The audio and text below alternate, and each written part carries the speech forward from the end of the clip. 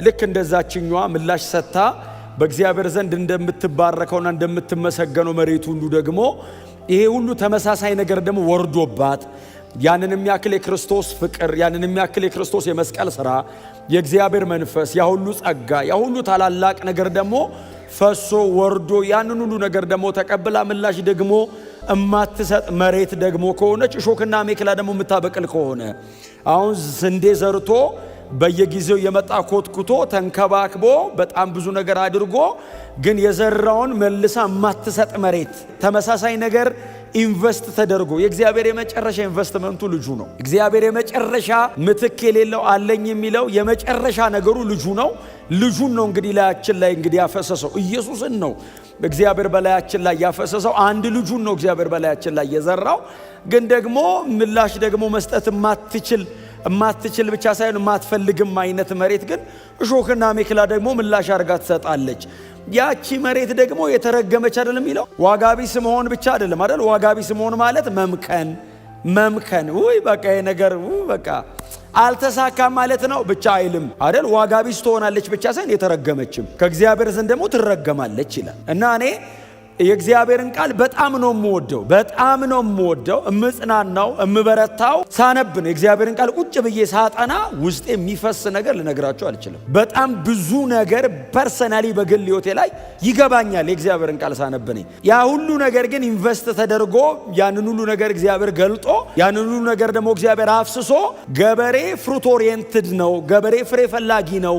ስለዚህ እግዚአብሔር ፍሬ ፈልጎ ይመጣል። እንደውም ጥሩ ማስረጃ የሚሆነን ኢሳይያስ ምዕራፍ 5 አይደል?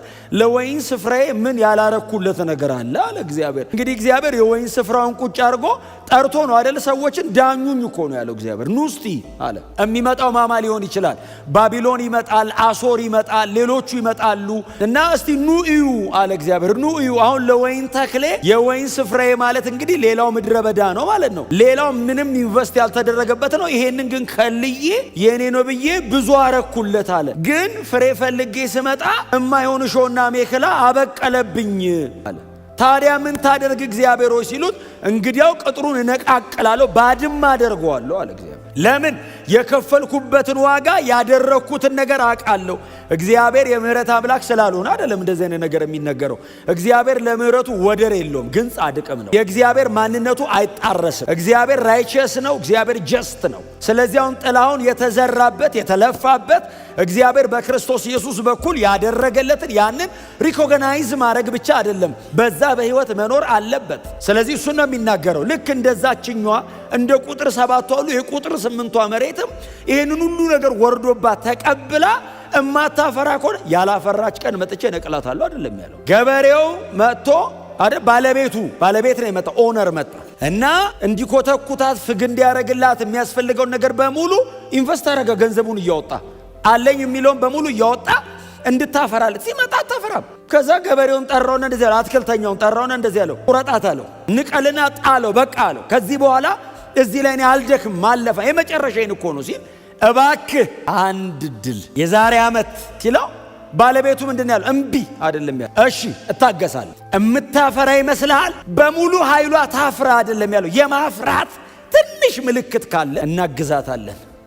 ገበሬው እጁ ላይ መቀስ አለ። እኔ አይደለም ያልኩት፣ ዮሐንስ 15 ግቡና አንብቡ። መቀስ አለ።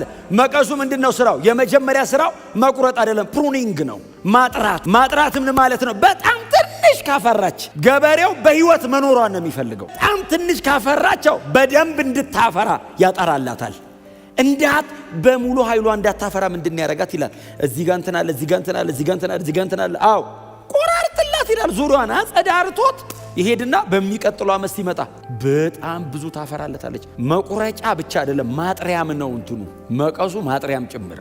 ግን የተቀበልነው ህይወት በምንም አይነት መንገድ ውስጥ በጽናት መኖር የሚችል ህይወት ነው። በምንም አይነት ነገር ውስጥ ከክርስቶስ ኢየሱስ እግዚአብሔር ወደኛ ያፈሰሰው ህይወት በምንም አይነት ነገር ውስጥ ፐርሲስት አድርጎ ጸንቶ መኖር የሚችል ትዝ ይላችኋል። ስንዴ ዘራና ከዛ በማግስቱ ሲመጡ አጠገቡ እንክርዳድ በቅሏል። እንክርዳድ ሲበቅል መጡና ሮጠው እንንቀለው እንዴ እንክርዳዱን ሲሉት እንዳትነቅሉት።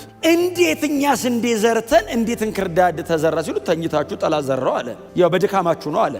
እናንተ ባተኙ ኖሮ ስፒሪቹዋሊ ኮንሺየስ ብትሆኑ አይበላሽም። ኤኒዌይስ እዛው ማሳ ላይ እንክርዳድ በቅሏል እንዳትነኩት አለ። እና ታዲያ አብረው ሲያድጉ ስንዴው አይሞትም። እንክርዳዱ እያለ ስንዴው ማደግ ይችላል። እንክርዳዱ ስንዴውን አይበላውም። እና እንዳትነኩት አለ።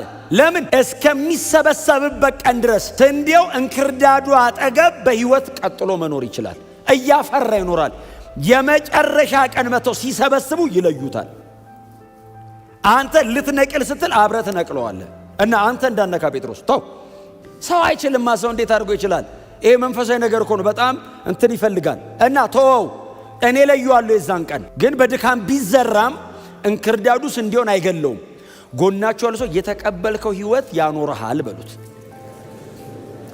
በምንም አይነት የዚህ ዓለም ሲስተም መካከል ኢየሱስን መስለን መኖር እንችላለን። ይሄ ትዕቢት አይደለም፣ የእግዚአብሔር ጸጋ ጉልበት ነው።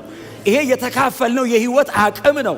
ኢየሱስ እኔ የለበስኩትን ስጋ ለብሶ መሬት ላይ ይሄንን ዓለም ተቃውሞ ድል አድርጎ ጨርሶ ሄዷል። ምን ማለት ነው? እኔ ሱፐር ቢንግ ነኝ እያለኝ ብቻ ሳይሆን እኔ የኖርኩትን በአንተ ውስጥ ሆኜ እደግመዋለሁ ነው ያለ። ክርስትና ማለት ኢየሱስን ሩቅ አስቀምጠ እየኮረጅክ የምትኖረው ህይወት ብቻ አይደለም። እሱ በአንተ ገብቶ የሚደግመው ነው። ሩቅ አስቀምጬ ኢሚቴት የማደርገው ብቻ አይደለም።